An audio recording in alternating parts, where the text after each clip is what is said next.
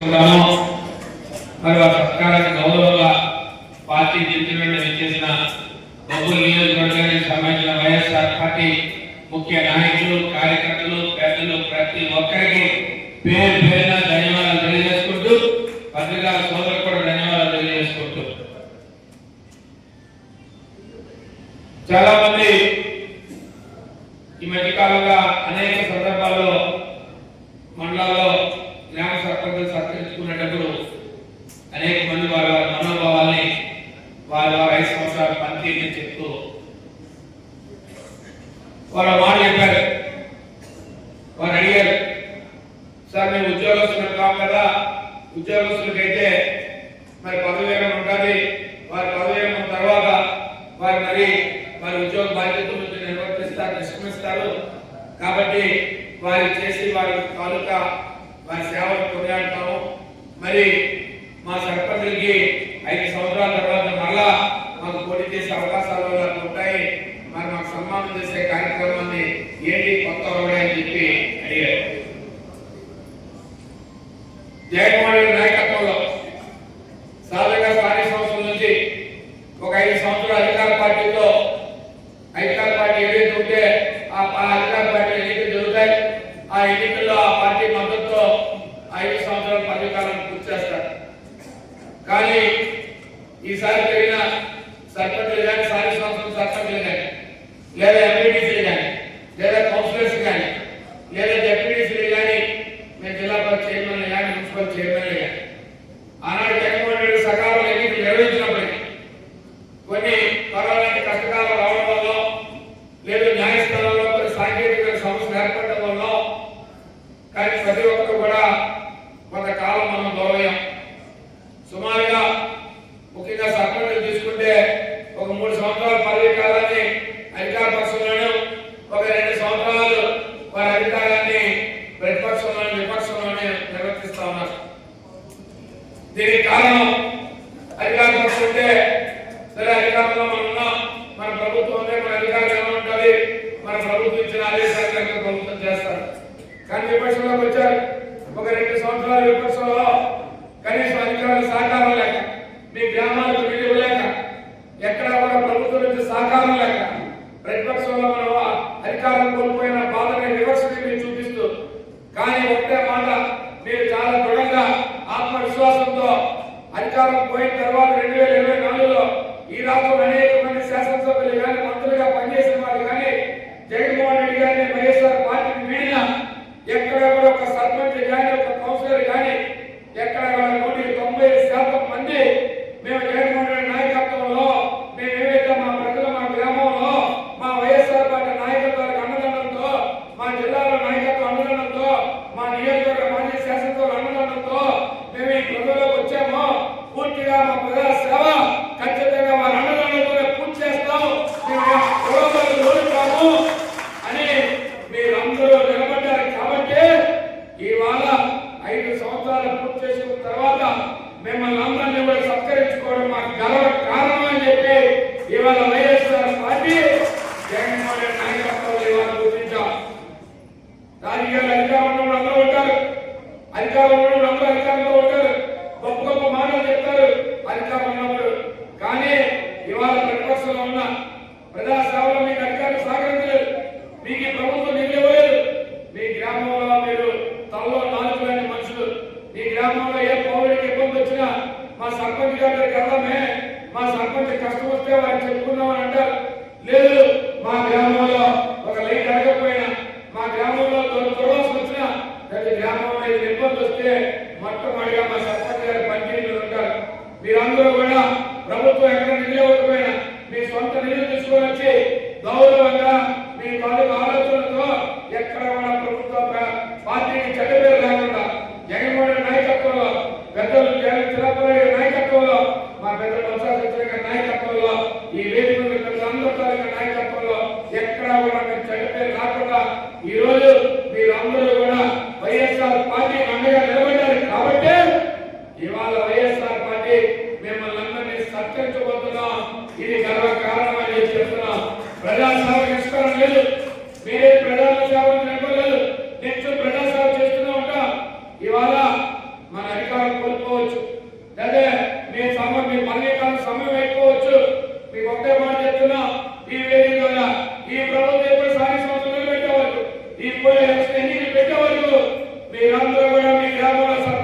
దిశని నిన్న ఎలా నిర్వర్తించారో ఇవాళ నిర్వర్తించండి, రేపు కూడా నిర్వర్తించండి. ప్రజల తాలూకా మన్నతో ముందుకెళ్ళండి. ప్రజల నుంచి దూరం కావద్దు.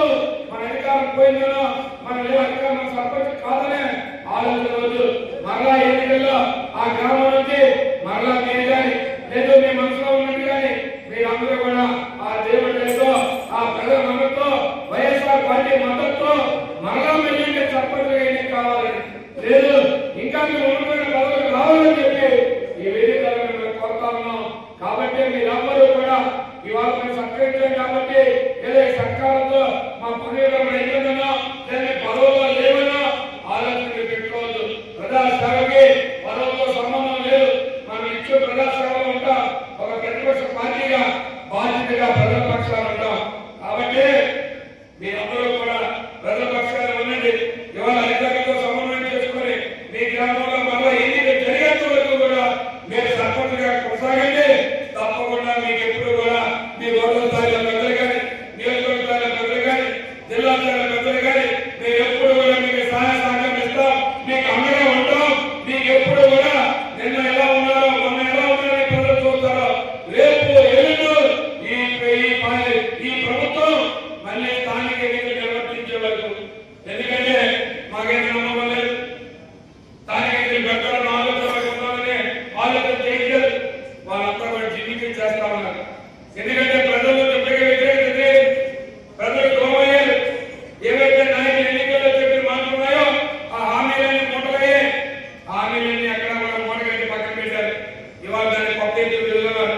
ఇవాళ మళ్ళీ ఒక అమరావతి రాజధాని పెట్టి మరలా మళ్ళీ ఏదో సాగు ఉంటుంది.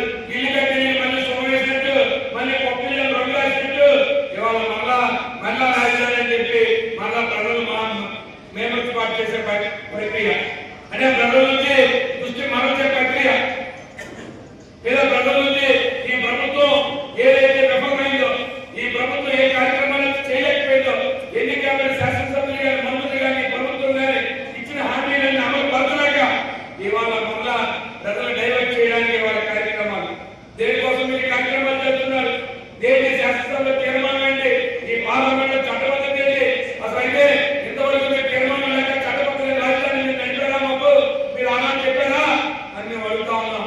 కేవలం ఒక విషయాన్ని గుర్తుపెట్టుకోవాలి. మీరు చేస్తున్న కార్యక్రమాలు పూర్తి అమరావతి రాజధాని పేరుతో అవినీతి కార్యక్రమాలు చేస్తున్నారు. కేవలం మీరు దోచుకునే కార్యక్రమం చేస్తున్నారు. ఈ రాష్ట్రం అప్పుల భూములకు పెట్టుతూ ఉన్నారు. ఎక్కడ కూడా ప్రజా సంక్షేమ పరిపాలన లేదు. ఎక్కడ కూడా ప్రజా సంక్షేమం లేదు. వైఎస్ఆర్ పార్టీ కార్యకర్త గర్వంగా రేపటి నుంచి మనం మాట్లాడుతాం. గతం నుంచి కూడా 2 సంవత్సరాల నుంచి కూడా ఈ ప్రభుత్వానికి ఇచ్చిన సమయం అయిపోయింది. ఈ ప్రభుత్వం ఎక్కడ ప్రజల సంక్షేమ పరిపాలన లేదు. ఇవాళ మొక్కజొన్న రైతు అలోమని ఏడుస్తా బాధపడతా ఉన్నాడు. రైతు ఇబ్బంది పడతా ఉన్నాడు.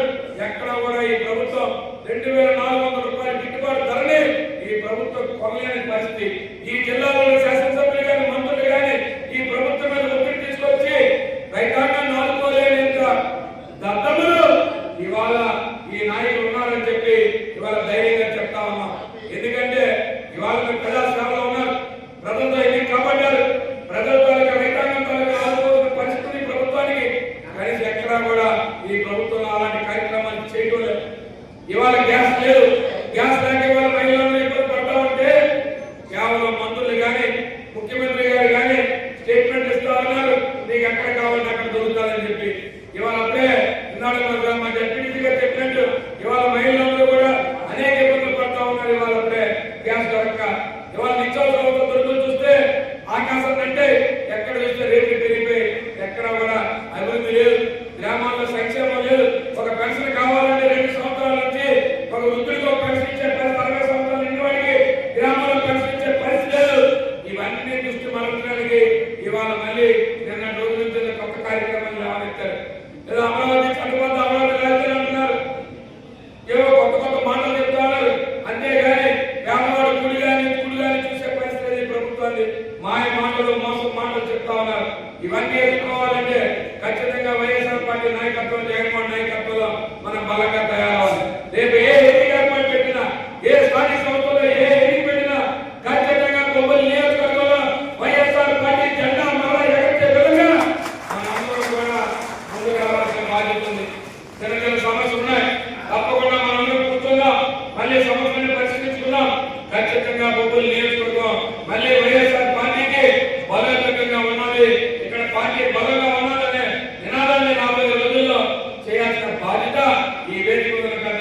పార్టీ మీకు ఉన్నదన్న విషయాన్ని మరి గుర్తెలుతూ ఈ ప్రభుత్వం చేస్తున్న కార్యక్రమాన్ని అన్నగడుతూ ఏదైతే ప్రజాస్వామ్యంలో మీరు ఎన్ని కాబట్టి ముఖ్యంగా సర్పంచులు కానీ ఏదైతే మననే మీరు అందరూ 10,000 మంది చేసిన మా బొగ్గుల్లో సంబంధించిన కౌన్సిలర్స్ కానీ మున్సిపల్ చైర్మన్ గారు కానీ మీరందరూ కూడా ఖచ్చితంగా ప్రజల పక్షాన ఉంటూ మీ వార్డుల్లో కానీ మీ గ్రామంలో ప్రజల పక్షాన ఉంటూ ఖచ్చితంగా ప్రజలకు ఎప్పుడు ఏ రకంగా గతంలో మీరు ఉన్నారో అలాగే ప్రజలతో పాటు తోడుగా ఉంటూ ఖచ్చితంగా వైఎస్ఆర్ పార్టీ మీకు అండగా ఉంటుందని చెప్పి మరొకసారి మీకు అందరికీ తెలియజేసుకుంటూ మీరందరూ కూడా ఎంత కష్టకాలంలో ఉన్నా ఎంత విపక్షంలో ఇన్ని ఇబ్బందులు ఎదురైనా మీరందరూ కూడా పార్టీని పెట్టుకొని పార్టీతో ఉండి పార్టీ పట్ల పార్టీ మద్దతుతో మీరందరూ ఉన్నందుకు మరొకసారి మా సర్పంచులందరికీ కూడా ప్రత్యేకంగా ధన్యవాదాలు తెలియజేసుకుంటూ ఖచ్చితంగా మీ తాలూకా నాయకత్వంలో మీ తాలూకా ఏదైతే ఇవాళ పార్టీ వాళ్ళు చూపించిన మీ నిబద్ధత కానీ లేదా మీరు చూపించిన